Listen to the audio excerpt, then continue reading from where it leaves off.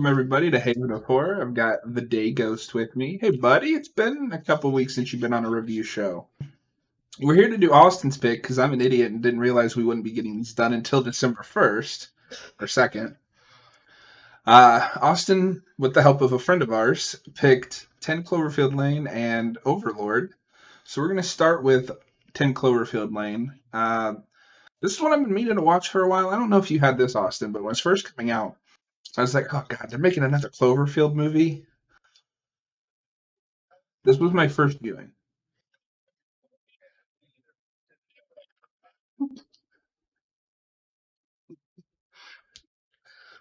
And then I started hearing good reviews. It's like, I'll get around to it late at some point, and then just never kind of did. So I'm glad that we picked this to force me to finally watch it.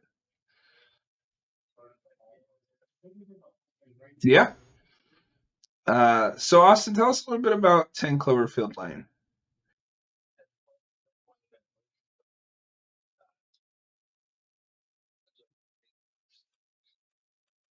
Where they decided the Cloverfield would be like a brand that they would slap onto scripts that just weren't being made, basically. And then it would have some sort of recognizable name, and then people would go, I'll see that. Instead of just like, oh, what was the name for this one? I can't remember off the top of my head, but instead of whatever the name was originally supposed to be, and I think they reshot the ending, and that was mostly it. And basically, what the idea would be was that each Cloverfield movie would have some sort of like different kind of marketing. You know what I mean? Or like unusual marketing. Because I don't know if you remember like the first movie, but that was a huge thing. And then with the second movie with 10 Cloverfield Lane, they were like, "Oh hey, go see this movie. It comes out in like a month."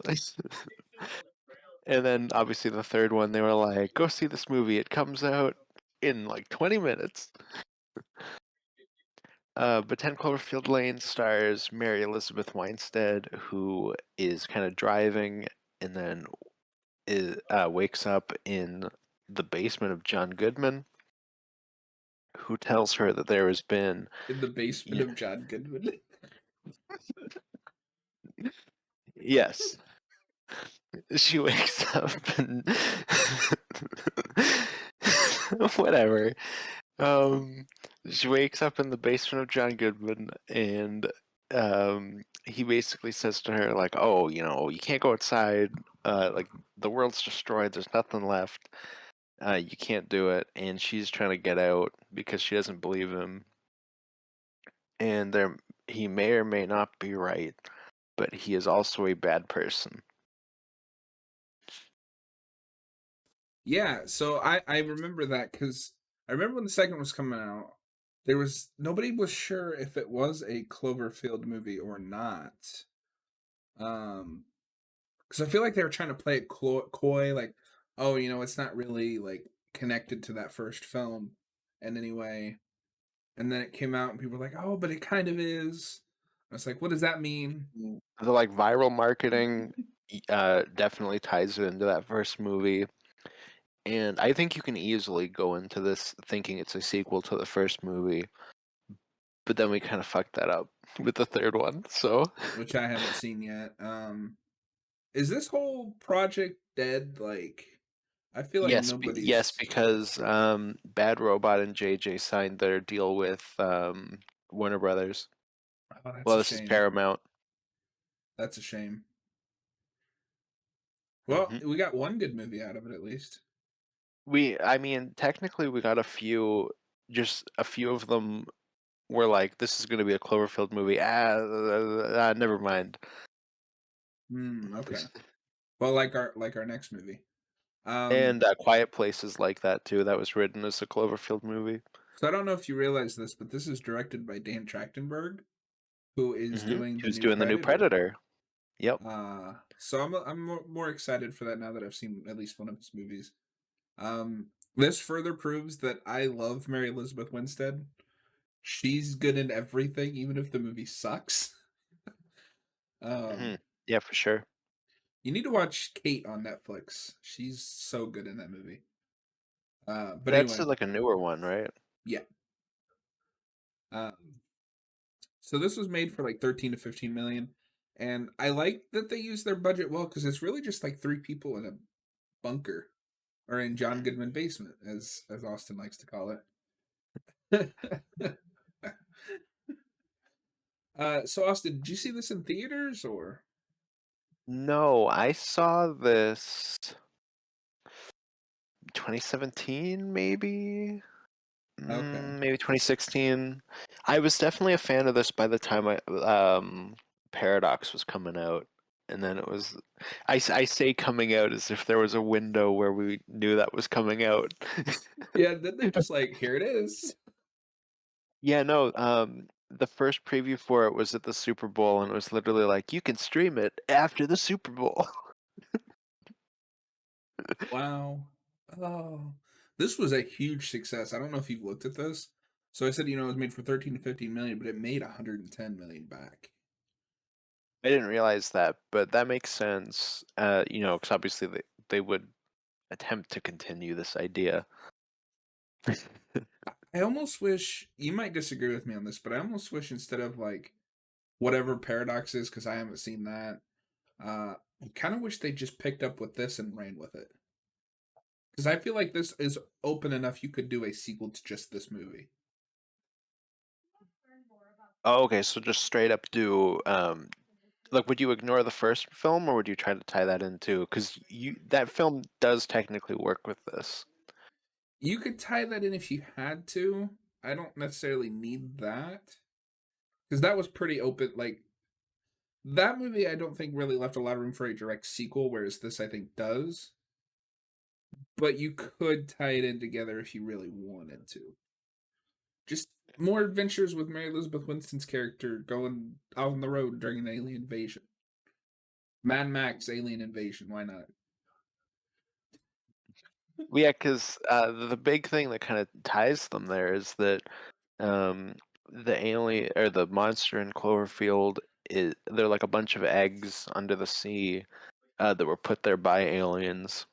So like that's kind of Okay. like the because the monster itself is supposed to be just a baby that just is born, comes up on land, and is like, "What the hell is going on?"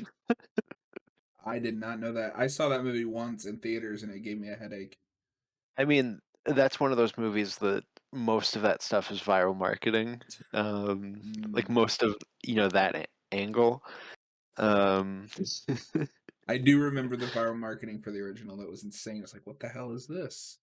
hmm Yeah, and they did a lot of stuff for this one too, which is cool. And they tied it together like they had different companies that were made up for the original that came back for the viral marketing of this, and then came back for Paradox. But That's insane. Paradox has a character too that's supposed to be the brother of John Goodman's character in viral marketing, and it's like, Okay, so I have some praise to anyways. give this movie and then a question. So the first thing is, Mhm. holy crap, John Goodman in this movie. I don't think Oh, I've he's ever wonderful. seen him play a bad guy before, or at least not this kind of bad guy. And like he's Mhm. legitimately disturbing. The scene where they're playing that I guess charades or whatever, and like he's trying to give a hint that it's Santa Claus. I'm like, dude, you are being way too creepy for a game of charades. Yeah, no, he's terrifying in this movie. Um, In so a way, I think he's probably the best part of it. Like, absolutely. So the question though is, and I may have missed this, the girl that he keeps talking about that we establish is his daughter. Did I miss what happened to her?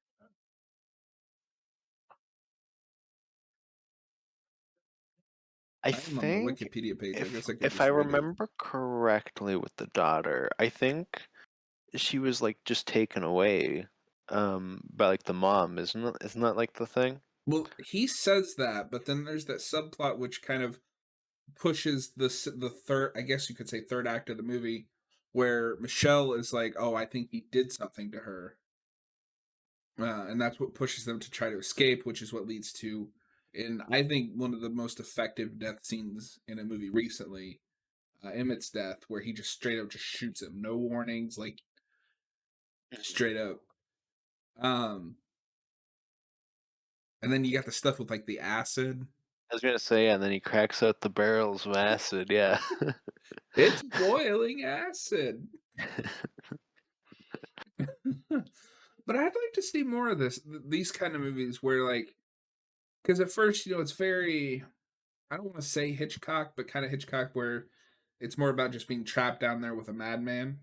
But then it opens up and just like those last, what, like 10, 20 minutes are fucking insane. Well, yeah, that was something I wanted to ask you, which is how do you feel about the ending? Because the ending is actually very controversial. Really? Mhm. See, I didn't mind it. And I wonder if it's because I've had time to like hear about this movie and know about what was going to happen. Yeah. Um, but I Yeah, liked it that kind of like, this is fucking nuts. yeah, a lot of people just kinda go, "Oh, like, this is a really good movie," and then JJ went, "Okay, now it has to be a Cloverfield movie, slap this really stupid ending on it," and, like, that's what a lot of people have with this movie. I understand where people are coming from because it goes too far, I think, when with, like, the truck and stuff and it, like, falls into the ship or whatever, but, I don't know, it doesn't, like, bother me too much. It doesn't kill the movie. I can understand that, but my perspective would be I think it's interesting because I've never seen a movie quite like this where it's something small and like intimate almost in horror, and then you find out that the small and intimate was to protect from this big, larger threat.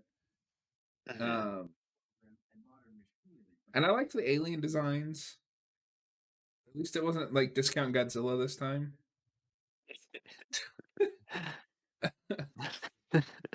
I Because mean, that's a hey, big the thing with first movie, Cloverfield. like, completely changed American monster making because they are all just Cloverfield after that. That's true. I should rewatch that movie. Maybe on a smaller screen, it won't give me such a headache.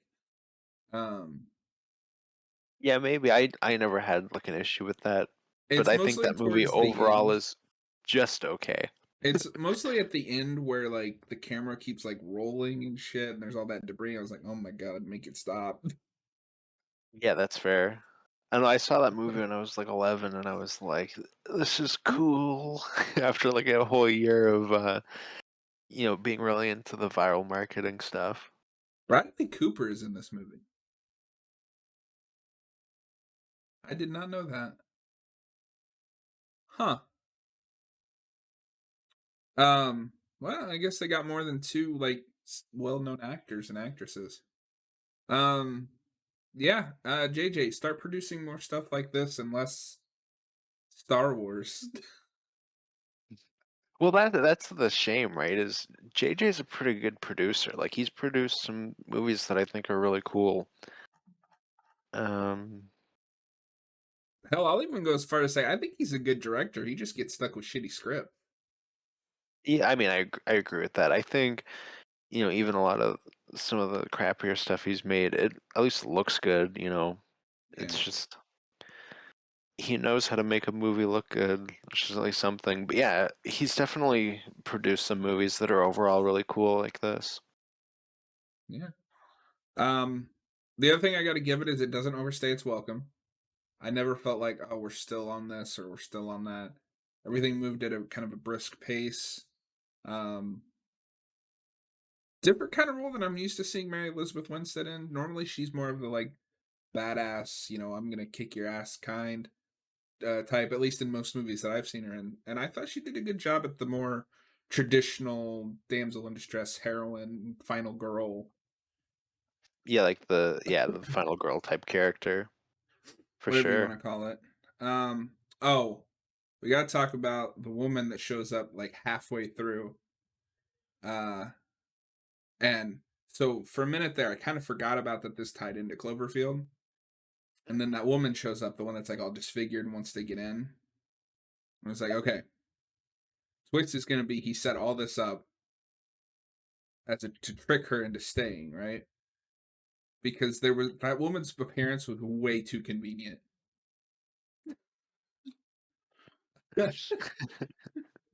I was like, okay, he's set this up. He's run her off the road. The big twist is gonna be, he's been watching her for weeks or months, and he's one of those creepy stalker dudes. And I'm really glad it wasn't. Maybe that's why I didn't mind the ending because my ending is worse. You want to know what the original ending was? Yes, please. So, like, they get out of the bunker and they have like a chase scene outside of that, and eventually she's able to get away from him, but he does not die, and he's basically like, like, you don't know, like, it's dangerous out there or whatever. And then she like drives out away from the farm, and then the last shot is like she gets out of the car and it's like Chicago's like completely devastated, and it's like that stuff. Okay. It's not like an actual action scene. It's just like I guess in a way, kind of like the Army of Darkness original ending, where it's just the character is like, oh crap, like Do you everything's think that gone. might have worked better? Probably, I think it would have fit the tone a little bit more. Okay. Yeah, I think I agree with you there. Um, and you're more susceptible to this than I am. How did you feel about the alien CGI? I don't remember it really bothering me. Okay. I gotta tell you, When did you there's have an that issue one. with it? I did not. In Um, fact, I had the opposite. The scene where one of them's like biting into her mask and it just keeps growing more and more teeth. I hate things that have like rows and rows and rows of teeth. I was like, fuck no. I also, and we'll get into it with the next movie, but I'm also a lot more like willing to give bad CGI to a movie that's this low budget. Oh, absolutely. I can't believe this movie. I mean, I can because most of it is in that small setting. And I guess I do want to give them props because how many times have we seen a small budget movie completely waste its budget on all the wrong things? So I do want to give this movie props for actually using its budget well. Although I kind of Mhm. wish we'd been able to see John Goodman's face after he falls in the acid. That would, I imagine, just be a victim of reshoots, because Mm. that was all reshot. Oh, okay, interesting. Yeah, that makes sense. Well, Austin, other than the fact that I really like this movie and I kind of hate that it took me this long to watch it, I don't have a lot else to say about 10 Cloverfield Lane. How about you? No, it's a very good, suspenseful, just original horror film, and especially in the time, especially when it came out, where We needed original, this. yeah, we needed that kind of stuff. Speaking of originality, we match again. Yeah, I know. How weird. Always with Spider-Man stuff. Yeah, this was not planned. I haven't talked to Austin hardly all day today.